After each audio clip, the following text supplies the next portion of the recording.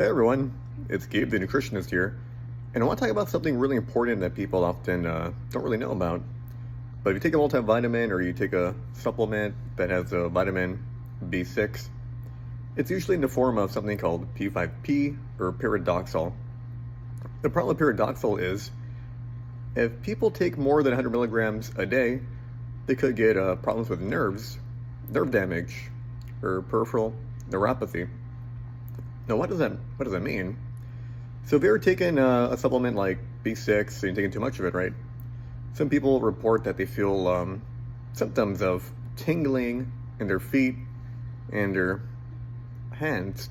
But the tingling, crawling, these sensations, the burning, the pin pricks and needles, those are signs of nerve damage. And if you're taking a multivitamin, I recommend to look in the back and see if there's something called either P5P or Pyridoxal. Because too much of Pyridoxal can damage your nerves, and you don't want to have that problem. I think there's a few studies reporting that it might play a role in Alzheimer's, because the way it works is when you get too much P5P, it's really good for you, but if you take too much, it's bad for you, of course, right? It gets a toxicity that builds up in your nerves, and it's built up in the nerves will damage your nerves, and you don't want to damage your nerves. You want them to help your nerves. But with the way P5P works is when it's converted and you take too much of it, you start to have problems. So people are guaranteed to have problems over 500 milligrams. Some people over long periods of time that do 200 milligrams, they get problems too. So to be safe, I recommend taking maybe 100 milligrams of vitamin B6. Maybe do it daily, and if you're kind of skeptical about it or you don't feel good, then stop or cycle it. Do it every other week or something. Because again, if you're not unable to clear the B6 from your body, and that's what's interesting about vitamin B6 in the form of Pyridoxal, even though it's a water-soluble vitamin, it can still stay stuck in your body, which is unique in that regard. But why are we stuck with P5P, Pyridoxal? Well, a long time ago, in the 2000s, the FDA actually banned a really great version of vitamin B6, and this is called a Pyridoxamine. So Pyridoxamine was just an amazing form of vitamin B6. It helped people with diabetes, it helped people reduce their A1C, helped them improve their insulin, and helped them protect their beta cells, which, of course, helps you with your insulin production, and even helped you with insulin sensitivity so you could utilize it better. And my favorite part of that is that it reduces advanced glycated end products. Now, this is the stuff that increases your A1C. That's the stuff that increases inflammation in your body. That's kind of like your blood turning sticky and getting bad. And it starts clumping with sugars and proteins and other fats, and you start to get problems.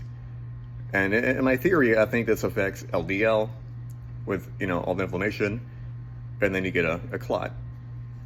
So why did they remove Pyridoxamine, this amazing form of B6? Why did they do that? Well, if you know the FDA is not your friend, they don't care about you, they do not give a shit about you, it's all about money. That's all it's ever been, about money. So before then, you could buy Pyridoxamine at supplement stores and, cool, right? But the reason the FDA banned it, or they changed the status, is because they wanted to turn Pyridoxamine into a drug to help some company out, make a drug out of it. So how would you feel if someone took your favorite supplement, banned it so you couldn't buy it, and then some fucking greedy drug company came in and started doing experiments on it because they wanted to make money off of it? That was the whole reason for why they took off Pyridoxamine. Not because it was bad for you, not because it had side effects, not because it was toxic. And the beautiful thing, right, about Pyridoxamine is if you take a lot of it, it wasn't toxic the same way P5P was, Pyridoxal, where it could damage your nerves. They did tests and experiments. People would do, a lot of Pyridoxamine, and it wouldn't have side effects that P5P does. So, again, I'm telling people, right, this is big cause for concern, because at any moment the FDA can take your favorite supplement and ban it, so some fucking greedy drug company can make money off of it. And I'm really mad about this, because Pyridoxamine can help a lot of people that are type 2 diabetic. And I'm worried about people taking B6 in a form of Pyridoxal, which is good. I would recommend it, but again, be careful. Read your multivitamins. People have supplement shakes, all those kind of things, multivitamins, read the back of it and see how much of it is in there. Because I see clients that come and they don't know why they feel bad. I ask them if they're taking a multivitamin. If you're taking a multivitamin, and of course there's a crazy amount of B6 in there, and also other, forms of cheap synthetic vitamins and multivitamins, which is why I tell people I don't like it. But you take a multivitamin, stop and find out what you need and take that specific vitamin. When you take a multivitamin, it's so many things that you don't know what's affecting you, right? There's at least 20, 30 things in there that could be making you feel bad. So for that reason, I tell people don't take a multivitamin because it's hard to pinpoint which is the thing that is messing with you. But for B6, if it's over 100 milligrams and you take it more than once a day, then you will have problems in the long term. And I care about the long term. Most people care about short term and the benefits of short term.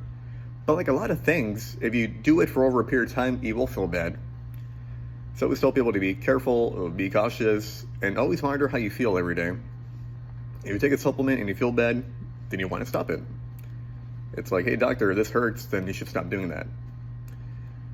So again, check your multivitamins, B6 in the form of Pyridoxal or P5P, and make sure you're getting enough of it, but not too much of it, or it could damage your nerves. And just to recap, right, we're talking about in your feet, and your fingers, your hands, you feel the pin pricking sensation, you feel crawling, you feel like burning, you don't feel, normal, right? You feel odd. It feels like your arm's asleep. Even some people can experience rashes and skin irritation when taking too much B6. Why that happens, I'm not really sure, but that's something some people report. Again, y'all, thank you. Have a great day. And yeah, tell other people that watch your B6, because that could be messing with your nerves and hurting you. But moving on, right, about the benefits of B6, right? Even though Pyridoxal isn't Pyridoxamine, fuck the FDA, of course, it still helps people. It benefits people. It's going to help you, not as good as Pyridoxamine, but, it's going to lower your blood sugars. That's good. It's going to lower your A1C. That's good. It's going to lower inflammation in the body by reducing, Advanced Glycation End Products. That's good. That also means it may reduce the risk of you having a heart attack because it's not going to mess with your LDL cholesterol and cause a clot. All right, so thank y'all. Have an amazing day. And yeah, stay amazing. Like and share, of course.